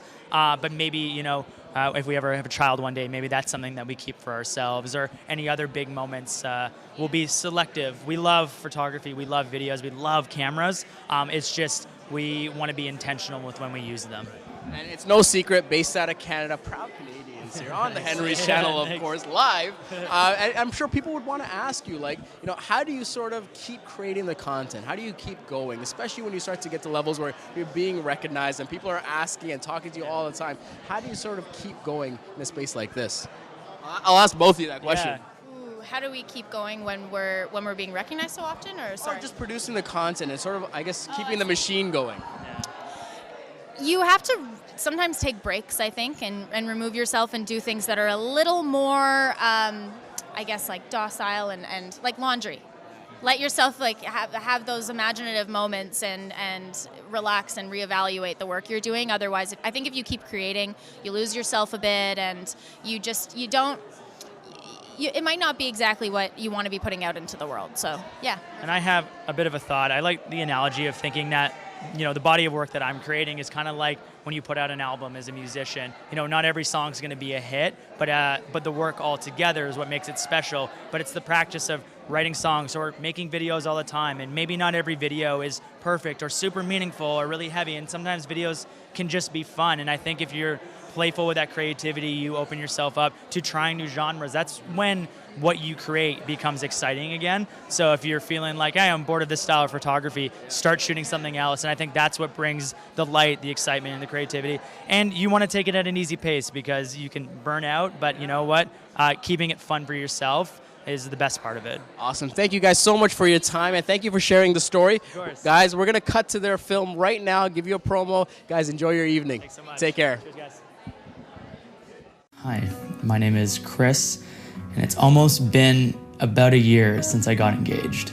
Lizzie is my fiance. We've been together for 7 years, and we've almost been engaged for 1 year now. She's just smart, talented, beautiful, just the frickin' whole package, man. So we're in our house right now, in our condo that we've almost lived in for the last year. And the day that we took possession of the home was the day I proposed. And I knew it was like the one day that Lizzie would not know that I would propose to her, because she's like, oh, well, we're getting a new home. That's already a big life moment. And it was funny because she was working on a YouTube video that day, and I could tell for sure she had no idea that I was gonna propose, because we're at like a Starbucks uploading the video before we even came in here. And she's like, gotta get it up, and we gotta get this. And I was like, this girl has no idea what's gonna happen to her right now. We came in, we were checking out the place. We were getting like kind of emotional about, hey, we got a home, which was really exciting. And then I told her, I was like, I have a gift for you. And she's like, I don't have a gift for you. I was like, just chill. Like, I got a gift for you. Close your eyes. And then I came over and I had the ring. I got down on one knee and just started babbling my way through. Like, Guys, we're here with Brian Francisco here. Tell us about the documentary that you're premiering at this year's festival. So the documentary that I did was about 5 different personalities with 5 different goals. And in the documentary, I just wanted to show how all their goals, they're all different, but they kind of connected in a way, right? So I wanted to show that maybe we're all after the same thing after all, right? We're just after the same thing. What's the documentary called? It's called The Ultimate Goal. Got you. And one of the things I respect about your work is you kind of just get after it. You kind of hustle a little bit and do things a little bit maybe unconventionally. He cut together the promo reel for last year's Buffer Festival even before you were here as an invited guest. What's sort of your advice for aspiring creators to go out there and produce the content that they want to produce? Don't worry about the equipment you have. Don't worry about the editing software you have. Actually, I was just talking to one of my fans here, and he was saying that a lot of people were telling him that, no, you shouldn't use Final Cut because you can't make anything great with that, right? And I'm like, that's what I used to make my documentary. I think it's all your creativity. That's all that matters. It's just how you put it together, how you put the pieces together. And I believe storytelling is huge. Storytelling is huge. And honestly, just don't let anyone change how you feel about things. Just do it. Yeah. And documentary filmmaking, something that I love. Yeah. It's also something that's pretty tough to get into in the industry, right? So what was your calling to make this type of film, this style of film, and what did you do to see it through? Yeah, actually, this is my first documentary ever, so it was a little bit of a challenge for me. But I met these 5 personalities over the years, and over time, I've always been telling myself, just like, I need to put a story together, just kind of like telling these little stories that about them, right? And honestly, it was just like I think it was a 3-year process for me. Just thinking about it, being like, oh, you know what? I'm going to connect these guys. I'm going to show it in a video and just show their stories. What was the most difficult part of this project? Was it scripting it, shooting it, or cutting it together? Cutting it together, definitely. Because since I had all the content there, it was all about piecing it together like a puzzle, right? So I had to make sure that I told the right story from what they had told me during the interview. So definitely just putting it together. Now, when you wrap up this project, this is something I've been asking a lot of the creators here. When you wrap up a film, are you immediately thinking about the next film? Are you just enjoying the moments? What's the process after the film's done? Honestly, for myself, I don't know. I think other creators are probably different, but I just go one project at a time. Like, I try not to overwhelm myself when I do that. I feel like I get a lot of anxiety. So I try to just work on one project at a time, focus on that, and when that's done, maybe we'll just come up with a new one, right? Is documentary the next thing you want to do, or is there something different you want to do for maybe the next one? I definitely want to do more of it. That's something I want to do more. I want to dive into short films as well. I was just inspired by the other guys that just released their short films last night. They're all like so amazing. But definitely a new challenge for me, and I will be doing more documentary stuff. You kind of teased it a little bit. So thank you for teasing it a little bit. What's it like to be at your first Buffer Festival around other creators? Like, what's it like for you? That's amazing. I'm actually still kind of star-shocked as seeing a lot of these creators here that I watched on YouTube as well, right? So it's been an amazing experience. Last year I was just more behind the scenes, and this year I'm more, I guess, in the spotlight. So it's been amazing. Was there anyone in particular you were excited to meet or you wanted to meet here or maybe network with? Yeah, actually Ash Hardell. I've been wanting to meet Ash for a long time, and there's other guys here like Zach who I've been seeing a lot throughout the year, and I know his films are always amazing, so I was so excited to see him debut his short films last night. People watch your content on YouTube. They've been watching you for a while now, and they'll ask you, what can they do to sort of create that journey, to move forward, to do similar things that you're doing as well? What's your advice to them? Just do it.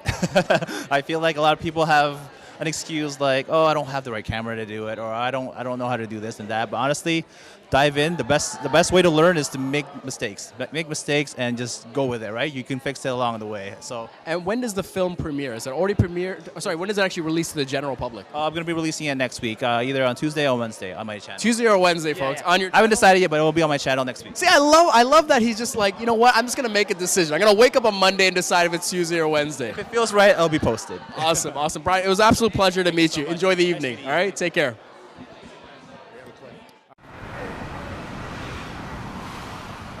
Right now.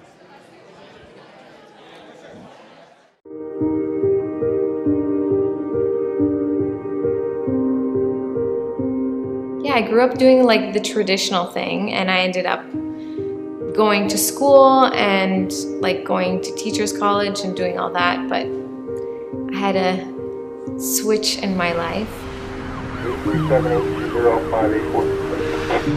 I was in a taxi and I was a passenger in the taxi, and a drunk driver in a pickup truck hit the taxi I was in. That altered my life because I had to be in the hospital. I had several years of recovery. I had a brain injury from it, so I had to relearn a lot of things. It gave me a lot of time to think, recuperate. Basically, since I was held back, I felt like my life was on pause for so long.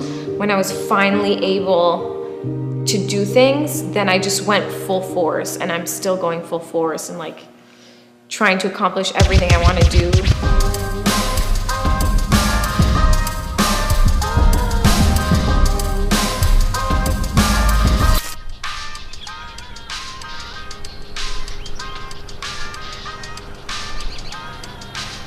When I'm making beats, it kind of like takes me to another world. I feel like I have like carpet here with Stevie Boebi. The cool thing about this festival for me is I'm just meeting people that, I've never really watched their content, right? So I'm going to ask you organically, tell us the content that you're producing. What is it mainly about, and what's sort of your goal with your content? Yeah, so I'm a lesbian sex educator, so I do sex education content because a lot of the times queer teenagers and kids are left behind in the sex ed world, and even if they do get like fact-based education, at least in the United States, it's not queer inclusive, right? And so there's this study about in New York that like queer teens are 10 times more likely to experience a pregnancy, which doesn't really make that much sense, right? Yeah. Like I never would have guessed that. Right, yeah. But I feel like it's because they're really left behind in sex ed in schools, and I couldn't really find anyone doing queer sex ed online in an accessible way to kids, and so I decided to do it. Right. And what's sort of the response been over the years as you produce this content? And even as governments and politics shift and change, it's almost like a wave. It goes forward and back. What's the experience been like for you? Yeah, well, it's different because my web series is called Lesbian Sex Ed, and a lot of people tend to think that the word lesbian is like pornographic instead of it literally just being someone's identity, right? And so when people hear the word lesbian, I think they subconsciously are like, oh, this is inappropriate. And it's like, it's just who I am. It's like, it's not inappropriate. So I have noticed some like backlash of like people calling my content mature. And I'm like, I literally make videos for 12-year-olds. Like, it's not mature content because there can be age-appropriate sex ed no matter what, like from any age. Yeah, and being a parent myself, this is one of the things that's just not easy to talk about, right? But there also might be parents that are uncomfortable with this content being watched by their kid, and that might attract some negative attention for whatever reason. Have you had to deal with that, and how do you deal with that? No, I haven't actually had parents having a backlash, really. I think that, in my opinion, I don't give a shit, honestly. No offense as a parent. But, like, if your kid is struggling with something and they feel like they can't relate to you because you don't struggle with the same things, wouldn't you want them to reach out to someone else and feel like they have something in common and can relate to them for it? You know what I mean? Yeah, that's amazing. And tell us about the film that you're actually premiering at this year's Buffer Festival. Is this your first Buffer Festival or your? No, it's my fourth. Your fourth? Yes. Seasoned veteran here. Seasoned veteran here. But I've never made a film before, so I usually I usually premiere my sex ed videos. But this year I made my first short film, and it's about queer teen homelessness. What's the title of the film? Weenie. Weenie. Okay, and tell us about it. It's literally a reenactment of 8 different times I became homeless as a teenager. And so it's kind of, I don't know, I think a lot of the time the way that people portray homelessness and homeless people in media is like a couple types of homeless people and a couple types of struggles. And they don't know that there's millions of us, and Weenie is my story, but there are so many more like mine and not like mine. And I hope that I hope that people can realize that you can't look at someone and know if they've experienced homelessness or not. Right. And is that the general theme you want people to take away when watching your film? Is there another message you want them to take away as well? Yeah, I think I just want them to examine how they view homelessness, because homeless people are not invaders in your neighborhoods. They're not outsiders in your community. They're part of it. Amazing. And when does the film actually come out and make it available to your audience? I think it's going to come out October 10th, because that's when I get back to LA and I can upload it. Gotcha. October 10th-ish is when the film comes out. Thank you so much for your time. Thank you so much for your great questions. Those were great questions. Thank you. Appreciate that. Take care. You too. Awesome. I think we have a cut of our film ready. I'm waiting for them to let me know if we can tease that. But until then...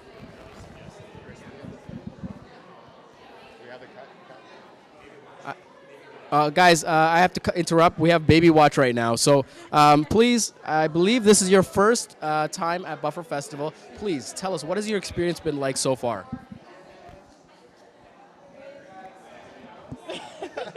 Just hungry, just voracious hunger for this year's Buffer Festival. What's the planning process? I mean, a lot goes into this festival. How's it been for you to put this together again for another year? It gets a little smoother every year, you know. Take each year and you iterate just on like 1 or 2 small things, just to kind of smooth out, iron out the creases. And this year, I think we've nailed it. Yeah.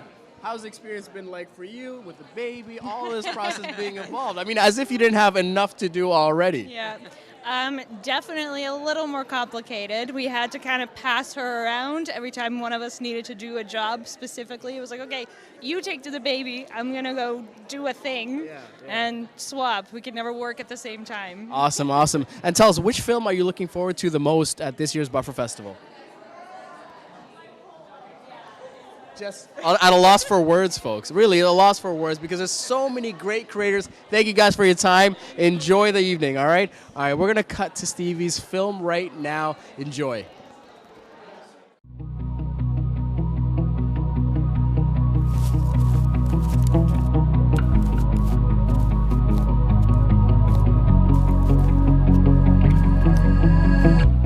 The kids don't pray here anymore.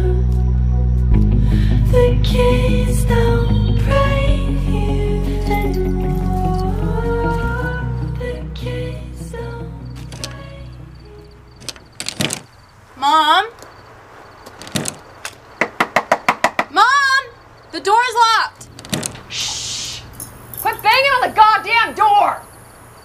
I have company! And you're gonna be a bad girl. You fucking embarrass me.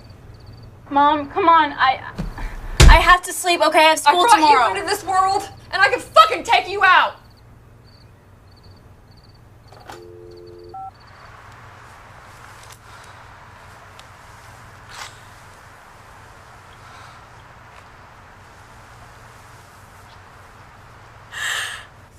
I need a reporter. Run away. Time where I'm just waiting for them to come in. All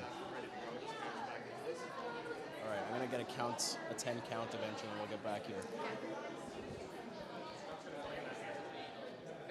Are you guys Canadian content creators or based out of the U.S. or? U.S. U.S. Awesome, awesome. Guys, listen, one of the things here is I'm not going to pretend like I know everyone here, okay? I want you guys to introduce yourselves, where you're from, and the type of content that you produce. All right, so my name is Freddy Ransom. I'm from LA, and I am a content creator. I focus on beauty, lifestyle, lots of unscripted content. Gotcha. Hi, my name is Jasmine Lawson, based out of Los Angeles as well. I'm Freddie's partner. I focus a lot on comedic writing, really trying to make sure that we tap into that real authentic black girl experience and the things that we go through on a day-to-day basis. Yes. And have you guys been working together the whole time, or is it two different journeys that kind of came together for this story? Well, we've been friends for a while, like since 2013, and we've always sort of been like on the same wavelength in terms of like our interests and just our life experiences in general.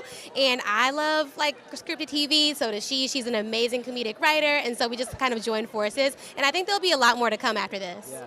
And have you always been a comedic writer? Is this something that you train in or practice in, or is it something that you developed over time? This is something I definitely developed over time. I started taking classes earlier this year. I definitely try to get my tweets off and practice the way that I... That's where you get the reps, right? Yes, exactly. And making sure that, you know, I'm just using the things that happen to me in real life to make them a relatable experiences for everyone. How long, I gotta ask you now about these tweets. How long do you like decide on a tweet before you hit send? It can take a while. My drafts look crazy. There's stuff in there from like 6 months ago that I'm just waiting for the moment for it to be right. And then sometimes it's just right away and it could hit or it could be a miss. But I love thinking about it and having some sort of strategy behind it. Gotcha. And tell us about the film that you're premiering at this year's Buffer Festival. Okay, so our film is called The Coldest August Ever. The main character, played by me, her name is August, and it's pretty much just like a mockumentary about dating and the struggles of dating, and it really doesn't have a happy ending, but that's just how life is, you know? That's true. Yes, most of the events happening in the film are happening to us in real time, and so it's a little triggering to even watch it and see it on screen because it hits really hard. When does it release to the public? It'll probably be about a month or two. That's what I love about this festival, because people just get to decide when they want to release it to. A month or two, but still not that far out. Thank you guys for your time. Pleasure meeting you as well. Enjoy the evening. All right? Take care. Listen, guys, I'm not going to come at you and pretend like I know some of these creators, because a lot of them are new to me, and I want to get that genuine reaction, just as you guys are probably looking for as well. We have a couple of creators as well. This is just our style. We just kind of jump in and start asking questions, right? Like, yeah. So, again, I've been telling our audience at Henry's Live right now that I don't know all the creators here. So please introduce yourself and the type of content that you produce. Okay, my name is Ruby Suze, and I've been on YouTube for a little while now, and I create conversation around mental health and fertility as well. Got you. And you know, mental health has been coming up more and more, especially in the content creator space. Is this something that you personally sort of had to fight through a little bit and overcome, or is this more from other stories that you're talking about? No, I had personal experience. So in 2016, I had a mental meltdown following postnatal depression and a very intense fertility journey. So because of that, I felt that, especially in my community, in the Black Nigerian community, not enough people are talking about it. So I felt like this is something that we need to talk about. And so I've been making content about that area. And what was the experience like? And please, just let me know if I'm overreaching it, but what was that experience like to tell such a personal story and really put it out there to the world? It's quite... I was going to say naked in, but that's not the right word. But it's quite, it makes you feel quite stripped, right? And you're very vulnerable, but at the same time, it's very freeing because you know that from the comments that you get, from the emails that you get back, people need to hear this story and they feel encouraged and inspired. So it keeps me going. It really does encourage me. What do you want people to take away the most from this film when they watch this? What's sort of that underlying message that you want them to hear? They're not alone, and it's okay not to be okay, and it's important that you find the space to speak up, because if you don't, the consequences is much greater than keeping it in. And I gotta ask you, there's a huge Nigerian community in Toronto as well. Really? Did you not know about this? No. How do you not know this? We're talking people, food, music, culture, everything. Oh, you gotta come down more often. Okay, so I mean, your community, are they largely based out of Europe, or is it U.S., Canada? Like, where do you see a lot of these comments and engagement coming from? Okay, so a lot of the comments come from Nigeria themselves, and then I've got quite a lot of in the UK because that's where I'm originally from, and then I have quite a lot in the US as well. So it's quite varied. I mean, there's a lot of Nigerian stars coming out. If you're looking at the fight world, Anthony Joshua, Israel Adesanya, you look at WizKid, Starboy, all this kind of stuff. Yeah, you guys are, okay? I'm a little bit of a Nigeria connoisseur, if you want, okay? But I gotta ask you, has that made it easier to talk about subjects like this when you have more people in the public eye? In some ways, yes, but in some ways, no, because what is now being perceived is being the strength. So all the accolades, all the achievements and great, but people are not balancing the story out, and that's what my film was about. Is about telling the full picture of how we have to show up in our pain as well as our accomplishments.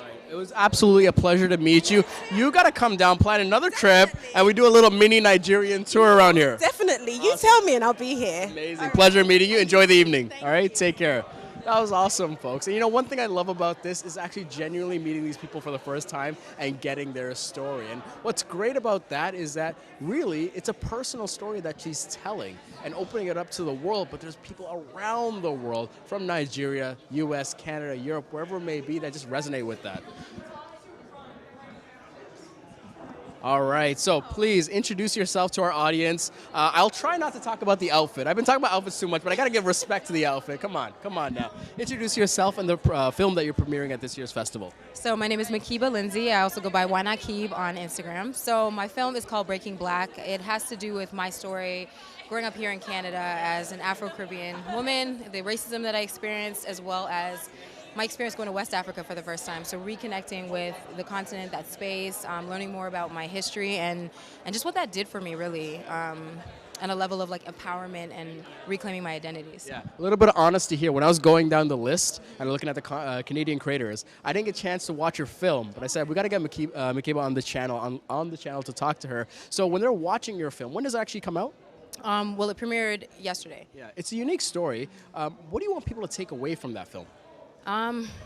So a few things. I'm focused on people from the African diaspora, primarily. I want them to understand that, one, you are African. So if you are black, you are African. That's the source. That's where we came from, right? And at the same time, I also want people who are not black, white people, to understand a bit more of like what we kind of go through, especially here in Canada, right, where racism is not as outward. It's a little bit more of the microaggressions. It's a little undercurring. I want them to understand that there's things that when you're in privilege that you may not always identify, you kind of go through your day-to-day life living in that privilege, not realizing that it's privilege. So I kind of just wanted to give a bit of insight so that we can kind of create alignments to help, break the effects of colonialism and systemic racism. So. And how has that journey been? Because a lot of that must be personal to you, to sort of unravel that, to unpack that, and then really somewhat scripted in a way to produce this film. What was that experience overall like? I mean, the script was my honest thoughts. Like, it wasn't really something that I said, well, let me, emphasize this or denote that. I really just spoke. Like, it actually just came to me in, like, one blur because of my own frustrations of constantly having to deal with this armor my whole life, and then one day just having that breaking point where you're just like, I can't be this anymore. I can't act like I'm okay with this because I'm not, and I'm uncomfortable. And, like, there has to be somewhere where I feel truly at home, you know what I mean? And that's what happened in West Africa. It was like, this is the source. This is where I'm coming from. This is the vibration. Like, hey, I get it.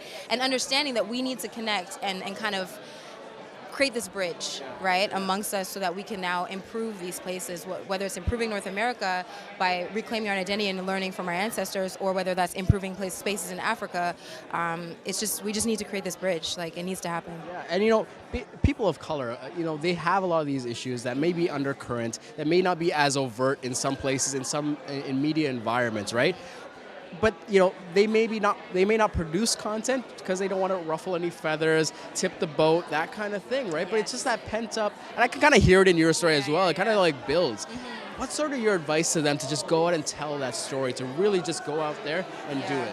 I think I totally understand that, because that's how I felt creating this. I was nervous about the fact that I'm going to be screening this not in front of a predominantly African descent audience. It's going to be predominantly white, and that's the reality. So I was nervous. Let's just say I was nervous. I didn't know how people were going to take it. But the advice I would give is be true to your story, because we won't make the progress if we don't educate, right? And I think a lot of people's intentions are actually really good.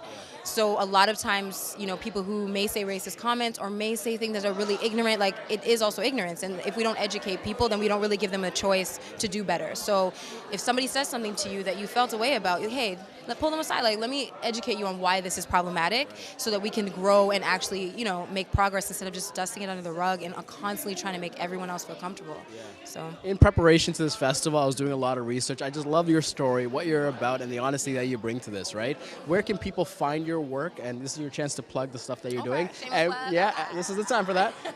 We don't have we don't have animation. We don't have the budget for animations this year. We're going to write it out. Yeah, we'll fix it in post. Where can they find your work?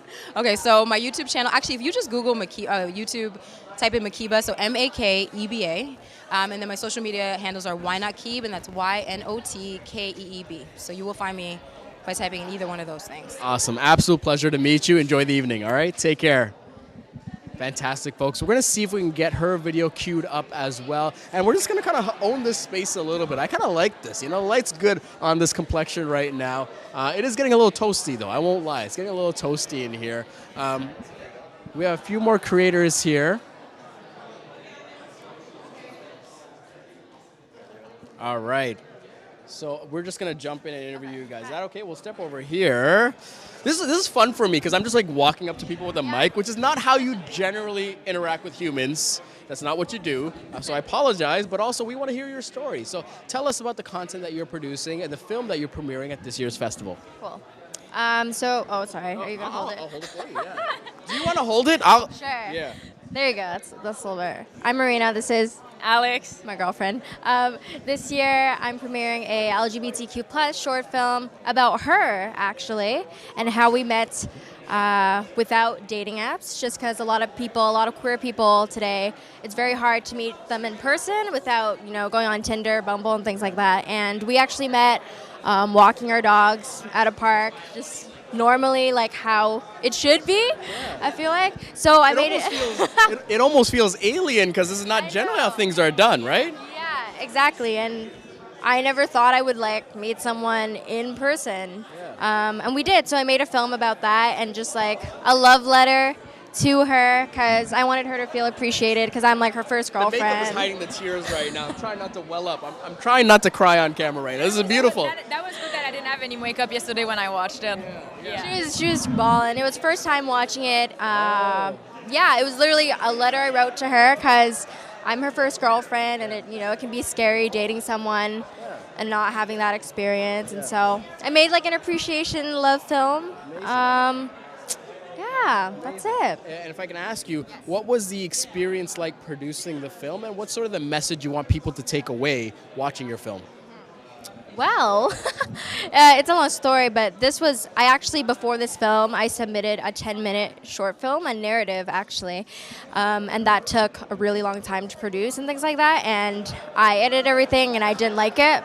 I submitted it and then I completely scratched it, and I made the new film in like 2 days. And it was my first time writing a short and everything. So, I mean, there's lots to learn, but I think like as long as you work hard and you just like try your best, anybody can start really. Because it was like I'm a musician and also I do a lot of like sit down LGBT stuff. So like producing a short film isn't something I'm super familiar with. It's a little bit of a different space. Yeah, so it's interesting to like put yourself as a writer and having to find like a videographer and things like that to produce this short film. So anyone can do it. Anyone can do it. Where can people find your work, and when does the film actually become available to the public? So they can find me on YouTube, Marina Lynn, and I'm still deciding when I'm going to post it. I was supposed to post it today, but this happened, So a bunch of people just start DMing you right now. Will they get it? Will they get the film? If they just start DMing you, just hammering your comments right now, release the film. Yes, I'll post it tomorrow if I get DMs. You heard it here, folks. Send her the DMs. Let her know. Release the film. Thank you so much for helping me with mic duties, all right? I appreciate that. Enjoy the evening, all right? Pleasure meeting you. Pleasure meeting you as well. Take care, guys. That was awesome, folks. It's about time someone helps me here. Am I supposed to be holding the mic for 2 hours? Come on, I need a little bit of help here on the red carpet, right? Let's see who else we can talk to. There's a few more.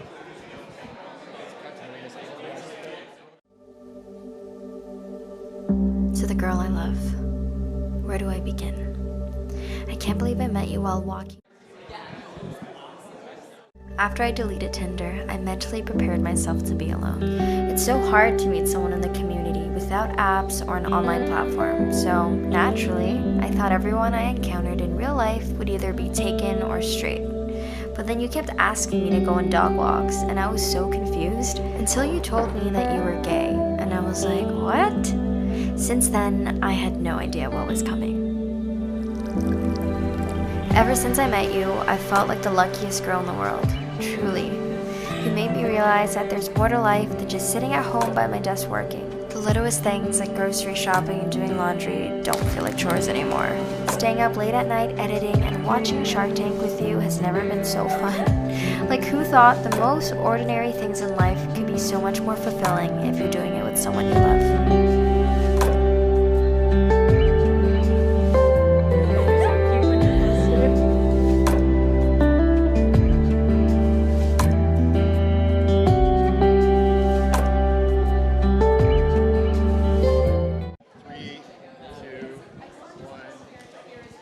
We have someone to talk to right now, but I don't want to interrupt because, again, it really is about the fans. This festival is for them, but we have someone queued up. We're going to talk to them about their film and what they're producing, all right?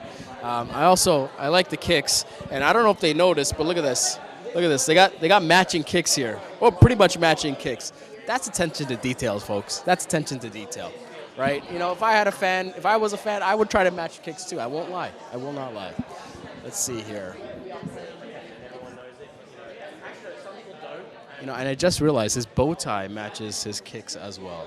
Come on, look at that coordination. Look at that. When I was getting ready for this event, I was wondering tie or bow tie. I thought the tie was a little bit more slimming. I thought the bow tie would be, show off that dad bod a little bit. So we went with tie. Let me know in the comments if I made the right decision. Hi. This is also kind of awkward because I'm waiting to talk to someone and then I might make eye contact with another creator and then I got to do the look away because I don't want to interview them. It's a tricky art, folks. It's not as easy as we make it look.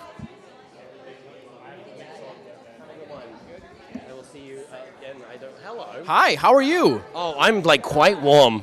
I can't deny it. Neither can my moist forehead. Me too. You and me both. I'm getting the beads starting to pile up right now. Yeah, my handkerchief is uselessly damp now. It's inert.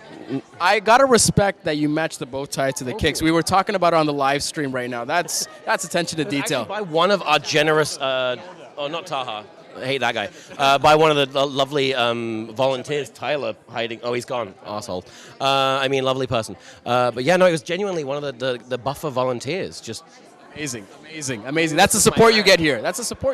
Right? So for our audience, introduce yourself and the channel and the type of content that you produce. Well, hi. To you or to them? You can introduce it to them. Yeah. Hi in there. My name is TomSka Ridgewell. I'm a British comedy guy. My YouTube channel, you can find it at youtube.com/Tom. Getting there early with the good context, you see. And I just make comedy. I try to make people laugh. Do I always succeed? We'll never know. We'll be the judge of that. We'll watch it. I have to go on stage tonight and try to make people laugh again with a speech I made up in the shower half an hour ago. Isn't that the best place, though, in the shower? Some people say the best ideas come in the shower. Yeah, 100%. That's where most of my best ideas come from. Also, most of my insecurities, but, Are you premiering a film at this year's festival? I did. I premiered a sketch called Bible Time about my religious upbringing and all the fun things I learned in indoctrination. What was that experience like to take a personal story and then inject comedy, and relive it in a certain way? Oh, yeah, no, with comedy, I just rinsed all that personalness out of it, but it's inspired by my upbringing. I mean, I think that's what when we did the comedy screening, what we learned is that what everyone had in common was that we would take things that we found funny with our friends and then just put that on paper and find a way to put that on the screen. Everyone had that in common. No one was just trying to make something funny. Everyone was working from a place of sincere. And I hope this is not too much of a broad question, but how do you know when something is funny? I'm sure there's a lot of people that are making funny content for YouTube, and they might not have people to bounce it off of, right? So how do you know when you've hit something that is probably going to make people laugh? When teenagers aren't yelling at you and saying this was not funny, sometimes you have to gamble it. I went all out on a fart joke last year, and it was just a mistake. It did not go down well, and I thought that's going to be really funny, and my audience were like, I wish you were dead for this grave sin, sir. Sometimes you just have to take a gamble, but ultimately, if you and your friends are having fun, if you have friends, I mean, I had to work very hard for it, obviously, then that's a good place to start. Yeah. Who is this film for? Is it for yourself, or is there someone else or an audience in mind when you made it?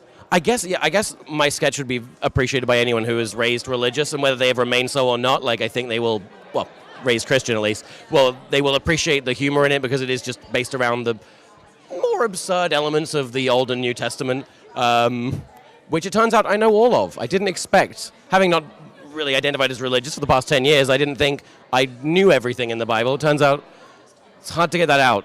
I've drunk a lot. It doesn't work. Still in there. You're hyping this up. I'm excited. I want to see this now. When can people see the film? When does it come out to the general public? Next Friday. I don't know what day that would be. The 12th, 13th? 11th? Maybe. 11th? 11th. Guys, I have a fancy mic here. Guys, can we get the Friday date? Is it the 11th or the 12th? So next week Friday is when it comes out. Yeah, I've been holding on for a while. My parents are going to be not very proud, I'm sure. Have they? They haven't seen it yet? Oh, no. They actually came to the set, though. That's the only time they've ever come to set. And that was their introduction to my world, was me just being an outright blasphemous apostate. You tease this, now we're going to talk about this. So did your parents know about this sort of content that you're producing? Or is it just they knew you made content, but not what it was about? Yeah, my parents discovered my relationship with the internet when I was quite young, about 15. I'm 29 now. And they found that through the fact that I would just swear a lot online. I have an incredibly foul vocabulary, which, as a good Jehovah's Witness boy, I was not supposed to have, so that didn't go down well. My parents have always been proud of me, but a little ashamed of what I do. Which is okay. Yeah, and I want to ask you, and please tell me if I'm overreaching here, because there's some creators, young creators out there, that are probably in a similar position, right? They want to be creative, they want to produce content, and maybe content that their parents, family members may not be open to. What's your advice to them? Keep a secret well. I'm not comparing it to coming out, but sometimes if you're not in an environment where it is safe to express yourself fully, then you do kind of have to hold off. We'd love to say be yourself, but sometimes it is the wiser option to hold off and play it safe. But get one of those little diaries with a lock on it, I remember. Yeah, they can't find that.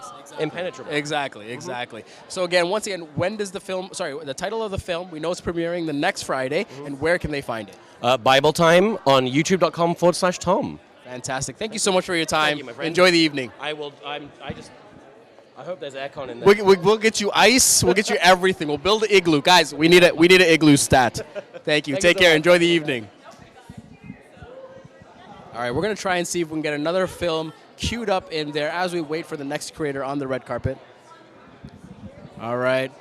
Can I Steal You? Again, there's just a ton of awesome suits here at Buffer Festival. Sorry, we're going to step into the light over here, get a nice skin here showing. So please, for our audience at Henry's Canada, can you introduce your channel and the type of content that you produce? My channel name is It's Just Heady. I'm still kind of figuring out exactly what I want to produce, but currently it's I'm moving towards the more animation short films genre. So that. You're the first animator that I've talked to tonight. So what are some of the unique challenges that you face as an animator in producing your content? Is it just the time involved, or is there something else? It's definitely a lot to do with time. It's so much time. It's so time consuming.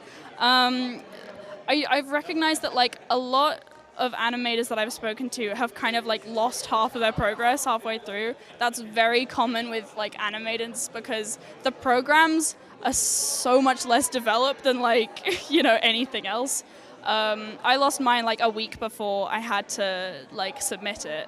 So I had to get a really massive extension. So time consuming and also unreliable. Right. So I got to ask you then, producing this content, being this difficult and time consuming, how do you keep going? What's that motivating thing that just keeps you producing and wanting to see a project through? The rewarding, like being able to sit in a room full of people, or being able to like upload something and see people's responses to it, being like, wow, this is so incredible, like this is so inspiring, things like that. Especially because I'm so young, like people have such a massive response to it. It's like seeing something that you've created all by yourself and like how it's turned out, you know? What is sort of your goal from when people see your film that you're premiering at this festival? What's the goal that you want them to see or message that you want them to take away from this particularly?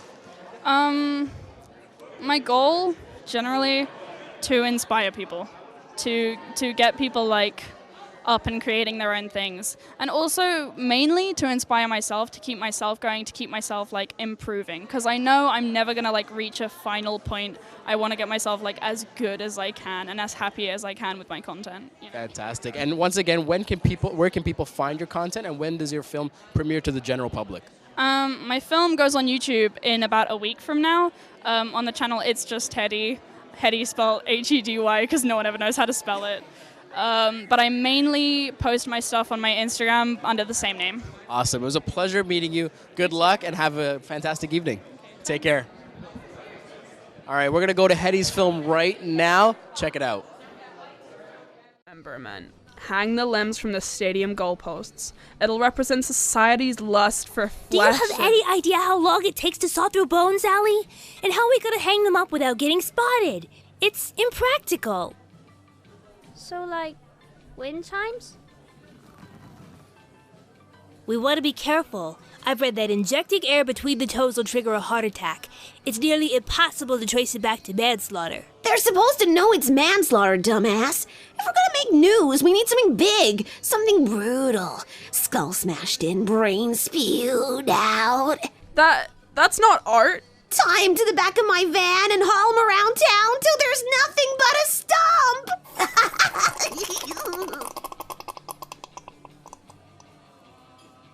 That literally leaves a trail to us, Mac.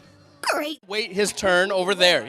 Scott can wait. So tell us about yourself, the festival. What's the experience been like so far? Sure. I'm Whitney Avalon. Hello, everyone. This is my third year at Buffer Festival. I am thrilled to be a part of it. And this year I was in the music screening. Actually, every year I've been in the music screening because that's what I do, comedy music. If you've seen Princess Rap Battles, which you probably have, no matter where in the world you are, that's me. All those characters that looked like different people, it was me all along. It was you? You're just shattering my reality right now. I know. It's crazy. I'm a chameleon. I attempted to do something with my hair. I don't normally do my own hair. So you guys let me know. Come find me on Instagram or YouTube, Whitney Avalon, and let me know if this worked for you at all. Awesome. But we're having a blast. And your film, is it premiering at this festival as well? Has it already premiered? Yes, everybody's film has premiered. Okay, perfect. Yeah. I should have known that when I'm hosting a red carpet for the festival. When does it come available to the general public? So that's up to every individual, and mine will be coming out by the end of the month on my channel, which is Whitney Avalon. It's a music video, and I think you will love it if you like, say, the Wizarding World or Broadway or to laugh. And if you don't like to laugh, what are you doing? Yeah. Really, what are you doing? Yeah. 3 things that I absolutely love. Thank you so much for your time. Thank you. Enjoy your evening. Nice meeting you as well. Take care. Buddy. Sir, the man himself, talk to us. Talk to us. Go. I'm gonna stand and right. Is this a good angle? No. Tell us, what has it been like to prepare this year's festival? Were there any unique challenges this year than previous years? Challenges, no. I just think that this year the quality of content that we've had has been significantly better than any other year. Across the board, the quality is getting better, and it's always tough to find a balance in the programming. But I do very little at festival time. We have volunteers and staff and a whole bunch of people that make this possible, and my beautiful wife who puts up with me. Yeah. Really doing the heavy lifting, to be honest, yes, right? She looks after my children. Exactly, right? exactly. One of the things I noticed talking to the creators at this year's festival is that a wide range of topics and a lot of personal experience, a lot of personal stories that they're deriving these stories from. Is this a general trend that you're seeing in content today? Well, I think that's a trend from YouTube. The nature of a person and their camera and being exposed and being available to their fans. Even though the content's a little bit elevated here, there's still that experience of, I want to speak my truth. It's democratized distribution now, right? So it makes us a little bit different, and it's wonderful. Amazing. Now get to the talent. I will. I got to say one more thing, though. This is not possible without a ton of volunteers. A ton of volunteers. Where can people sign up to help with Buffer Festival, especially for next year? Yeah, amazing volunteers. It actually doesn't happen without them. Bufferfestival.com, there's a volunteer tag on the left. And we're hopefully going to other cities, so if you're in other cities... Amazing. Amazing. Thank you for your time. Enjoy your evening. First of all, hold on. It doesn't happen with our great corporate sponsors like Henry's, Canada's greatest camera store. You mean these guys over here? Those guys, they're wonderful. They've been great to us. And all our sponsors, even these guys, they have nice cars. There you go. There you go. I'm gone. Enjoy your evening. Go. Get Nick. All right. Nick, join us over here. Nice to meet you as well. Love the accent. No, here. want Look to at get that. fancy. There you go. There you go. For our audience at Henry's, tell us about the content that you're producing and the film that you're premiering at this year, or premiered at this year's festival. Yeah. No, I am a musician and singer on YouTube, and so the video that I premiered this year was an original song of mine called Like a Boy. Yeah, and there was like some double and triple acting going on or something. 'Cause Yeah. I was cutting a little promo reel. I saw yours. I'm like, I'm going to get a clip of this. So what were some of the unique challenges you had producing this video compared to some of your other videos?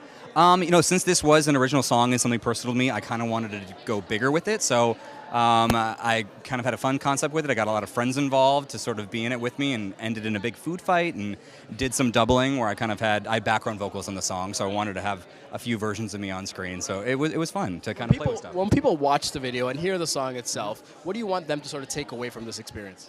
Well, the song specifically, I mean, for me, so I sing in a very high register, which has not necessarily ever been seen as a normal thing, but YouTube provided a platform for me to be able to do that and have people watch. And so the song is specifically about the fact that I sing high. And so it's kind of about not being super concerned about being stuck in a box or what people are assuming or thinking of you, and just kind of doing what makes you happy. So, yeah. When you're doing music videos and especially producing music, you're hearing a lot of the same song over in your head as an artist over and over and over again. So how do you sort of create something that really embodies the music, but also pulls from that initial inspiration that you had when you wrote the song? Yeah, I mean, it can be tricky. The inspiration can come from anywhere, like whether it's with this song, it's a little bit doo-woppy, so there's inspirations from the 50s, but then playing off of that and since I wrote it, getting to use my entire register, so jumping really high and jumping really low, and pulling from a bunch of different genres and inspirations. Amazing. It was an absolute pleasure to meet you. When does the video officially release, and where can people find it? It goes up on my channel, Nick Patera, on Tuesday, October 8th, so just a couple days. Tuesday, October 8th, folks. Do not miss it. Thank you for your time. Enjoy the evening. Take care. Pleasure meeting you. Awesome. How are you? How are you? I am fantastic. Not as sweaty as I thought I'd be by the end of the evening. We're just containing it. That's why my arms are like this. Exactly. So tell us, for our Henry's audience in Canada, your channel and the content that you produce. So it's French-Canadian content, and it's entertainment with food, basically. Oh, okay. You had me at food now. So what's sort of the style and what's the inspiration for the content that you're producing? It's really just like bring the food to another level and just make people enjoy seeing someone do something really funky with food and being like, food can be actually really entertaining. Didn't know that. Yeah, so I'm meeting a lot of new creators, and I'm not going to fake it for our audience. So this is really interesting for me. Is it recipes that you're doing? Is it mainly comedy with your work?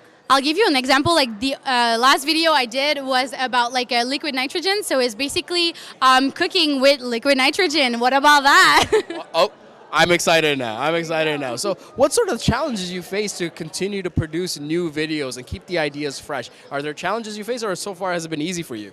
Definitely a hard challenge to keep it really interesting, creativity-wise, because I have a lot of ideas, but creating those ideas and actually making them real is kind of hard.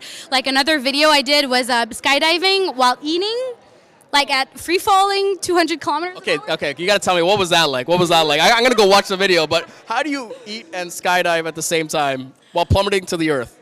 It was actually hard, like, because I had to have the food on me. Like, where do you put it? And like, I had like in my jacket and everywhere, and just trying not to choke. Like, it was something. Because I'm just imagining, like, you go to grab for lunch and you accidentally pull the parachute. Like, that's a little nerve. And you're gone. Tell us about the film that you're premiering at this year's festival. So I did a film about food waste. It's actually a food fight, and I got all the food from trash that I picked up myself. And I cooked the rotten food, and we threw it in each other's faces. So that was basically it. Amazing. When does it premiere to our general public? When can they watch it, and where can they watch it? YouTube. It's going to be on YouTube tomorrow. What date are we? I have no idea. Like It's the 6th right now. 7th, this Monday the 7th of October, on my channel, Rosalie Lessard, super French. And yeah, it's going to be up there. Awesome. Pleasure meeting you. Enjoy the evening. All right, take care. Welcome, Gadget. Nice to meet you from Henry's. Introduce yourself and your channel. Absolutely. My name is Melinda, and my channel is Melinda, Malinda, and I make music videos, and I try to tackle a lot of issues that young people are going through today through both some very serious videos and cheeky comedy. And tell us about the video that you're premiering at this year's festival. How long did it take to produce, and what's it about? So I started writing the song in February, and the song is about what happens to our self-perception when we really have to hurt someone in order to survive and protect ourselves. But I found that my anger eventually, once I had distance from it, was hilarious. And so the video is huge fantasy. There is sword fighting, there's fairy tale, and it's very like cheeky and wacky, but it's got an underlying big question, and it's pretty. It has a big balance of comedic and dark. When can people see the film? When is it available to the general public? It is available on Friday, October 11th, and the song Don't Make Me will be available also on October 11th, so be sure to stream it. And you got to tell them, where can they find the content? They can find the content on Spotify, on iTunes, everywhere that music is streamed. If you look up Malinda, you'll find it. Amazing. Thank you so much for your time. Enjoy the evening. Take care. There's a few creators that I wanted to meet here. I'm going to see if I can find them, stalk them a little bit. I don't know where they went. They just kind of dodged us. Let's see. Let me get to my producer. If we can find JR. I saw him walk by. The Wong Fu guys are down at the end, I heard. Wong Fu guys. Their names are not Wong Fu. I learned that today. And listen, I told you I was going to be honest right now. But until they get here, we're going to talk to some creators right here. Let's step into the lights. Let's step into the lights. All right. So introduce yourself to the Henry's audience and the type of content that you're producing. My name is Emil Rory. I'm from Montreal, Quebec. And there's a French contingent going on. I feel a little threatened. All right, I feel like this is a pincer move activating right here. Okay, what's the type of content that you produce? So in this festival, I'm premiering a short film. So I do short films on my channel, and I also do some other type of content where I talk about one subject, I do some research about it, and I just do like face cam and explanation about that subject. So there's kind of two sides on my channel. Yeah. What's the subject that you were tackling for this video? For this video, it's about communication. It's called My Life is Scripted. And basically, it's a short film about a guy who tries to write down every single word he's going to say to a girl because he has trouble communicating. So yeah, it's kind of a funny story, but it's an idea that I had about the trouble of communication and language. Yeah. What were some of the challenges that you faced when making this production? Many things. I mean, the biggest challenge I would say right now when we talk about short film and fiction on YouTube, it's the lack of resources and money and time. I mean, we always wish we had more resources, budget to do like more ambitious stuff, and that would be like the dream at some point. But but the team was so great. I mean, we were volunteers and a group of friends in Montreal, and we made that happen. So I'm proud of the result. Yeah. And when does the film become available to the general public, and where can they find it? So the first week of November on my YouTube channel, Emil Rory, that's my name. It's gonna be available on my YouTube channel.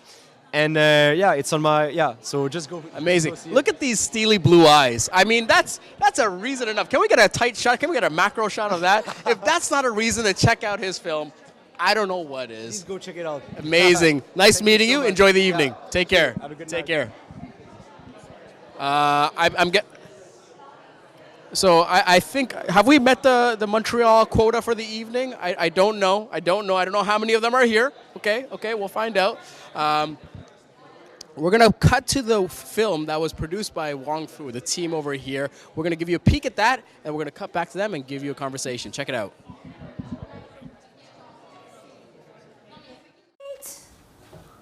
Your mom's getting more action than I am. What's this old people app called again? I am regretting throwing her to the wolves. I mean, like, I thought dating in your 60s would be less complicated.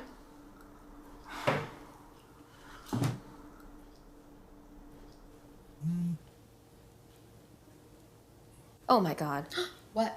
She's going on her first date with a guy that's taking her to Quiznos? Hey, it's okay. Look, for all we know, this guy's trying to take her to a non-threatening first date place. I gotta go. I mean, they're good sandwiches, but... So here we are. Yep. I got to be honest, I was worried when we were texting each other that we wouldn't be able to understand each other, but your English is good. Thank you. Should we go inside? Oh, no, you thought... Sorry. No, Quiznos is just an easier landmark. I'm actually here to pick up my dry cleaning, which is next door. So I figured, while I was waiting... Ask for that introduction. That's great. I want to know. But when I found the channel, I'm like, this is dope. So we're going to talk about that. Oh, guys, are we live? Are we live? Oh my God! First, hold on. Look at those dope Vapor Max. Look at the Vapor Maxes. Thank you.